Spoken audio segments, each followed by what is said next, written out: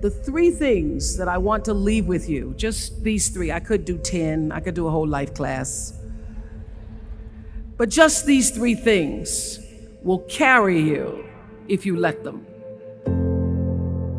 First and foremost, knowing who you are. Knowing who you are. Being able to answer this question, who am I? And what do I want? Who am I really? My answer is I am God's child. I am that which is born of all that is. I am, as Pierre de Chardin said, a spiritual being having a human experience. Come trailing the breath of the ancestors yet, but trailing the breath of the angels. And understanding that because I am connected to the source of all that is possible for me. That's who I am. And what do I want? I don't want to just be successful in the world. I don't want to just make a mark or have a legacy. The answer to that question for me is I want to fulfill the highest, truest expression of myself as a human being. I want to fulfill the promise that the Creator dreamed when He dreamed the cells that made up me. What do I want? You must have some kind of vision for your life. Even if you don't know the plan, you have to have a direction in which you choose to go. What I've learned is that's a great metaphor for life. You want to be in the driver's seat of your own life, because if you're not, life will drive you. So, knowing who you really are in this space and time that we embody. That's number 1. What do you want? Who are you? Number 2, you must find a way to serve. Martin Luther King said that not everybody can be famous, but everybody can be great, because greatness is determined by service. Now, we live in a world where everybody wants to be famous and where we admire people for just being famous. We think being known brings us value. The truth is, all of that will fade in time. In 3 years, you won't be able to name the housewives of Atlanta. The real truth is that service and significance, service and the significance that you bring to your service is that which is lasting. So to be able to, whatever your occupation or job or talent or gift is, our honorees today getting doctorate degrees, to apparently opposite fields, HIV and AIDS and the spoken word. But what they have in common is service, using the spoken word in service to community and the world. Using your knowledge and information about HIV and AIDS and medicine in service to the world. And if you look at all the most successful people in the world, whether they know it or not, they have that paradigm of service. Everybody's talking about Mark Zuckerberg and the IPO. Service. Jay-Z rapping. Service. Through the word, to people, through song. For many years, I was really just happy to be on TV, and people would stop and say, "Oh, you on TV?" "Yeah, I'm on TV. I like being on TV. It's a nice job." And it was about the time that I received my honorary doctorate from Spelman around 1993. So I don't know if that had something to do with it. I thought of myself as Dr. Winfrey.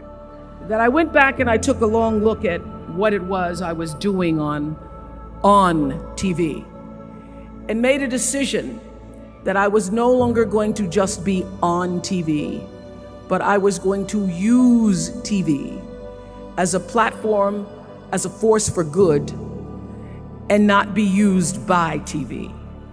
And I will tell you, my decision to make that significant change in the way I operated on television, using television as a service, changed my career exponentially. Service through medicine, service through art, using whatever it is you produce, your product, as a way of giving back to the world. When you shift the paradigm of whatever it is you choose to do to service, and you bring significance to that, success will, I promise you, follow you. Service and significance equals success. That's number 2. Number 3, it's so simple, but so hard to do. Always do the right thing. Be excellent. People notice. Think of how you notice. You go to Taco Bell, somebody gives you an extra napkin and some sauce. You notice. You want to go back to that person, because even at Taco Bell, excellence shows itself. Be excellent. Let excellence be your brand. Everybody talks about building a brand. I never even knew what that was. When people say, you're a brand, I would say, no, I'm just Oprah. What I recognize now is that my choice to, in every way, in every example, in every experience, to do the right thing and the excellent thing is what has created the brand. And what I know is that when you are excellent, you become unforgettable. People remember you. You stand out. Regardless of what it is, you become an unforgettable woman. And that is what we all want. We want to be unforgettable and not forgettable. So doing the right thing, even when nobody knows you're doing the right thing, will always bring the right thing to you. I promise you that. Why? Because the third law of motion is always at work. For every action, there's an equal and opposite reaction. That is so true in all of our lives. You just have to do the right thing, and the right thing will follow you even when people don't support it. I remember many times on my show. There are many shows y'all never saw. And the reason you didn't see them is because I got the last vote. And I remember 2010, my team, hardest working team in television, had done this interview with a woman who turns out she was a Sunday school teacher by day and a sex addict at night. And they were like, you won't believe it. We got her going out. We got her with the men, and we get to show her, and she was willing to show us everything. I sat down with a woman for an interview that was taped. And during the process of the interview, I said, why are you doing this? And she said, oh, I want to help people. I want to tell my story and I want to help people. I said, do you have children? She says, yes, I have a 10-year-old son. I knew right then, this is never going to see the light of day. So we got off the air and I said to the lady, we are not going to air that show. And she said, why? My producer said, why? She knew she was being filmed. She knew what she was saying. She knows what I said, because her son will never get over it. Her son will never get over it. And it's not worth a rating point to me.